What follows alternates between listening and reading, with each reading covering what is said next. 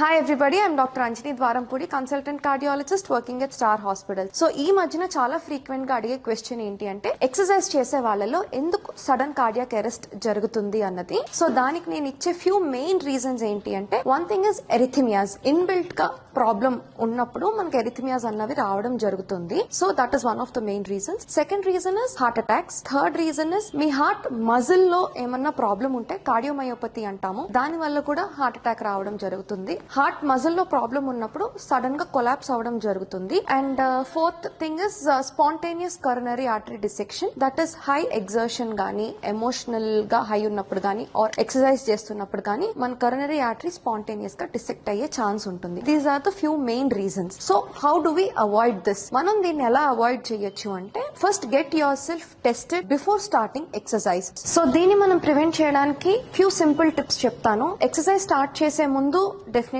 ఒక base line ECG, echo and treadmill test చేయండి. Consult a doctor before you are planning to workout. And second most important thing, always go by your functional capacity. అంటే ఒకే రోజు aggressive గా చేసేయొద్దు. On day 1 graded గా మీ exercise ని increase చేసుకుంటూ వెళ్ళండి.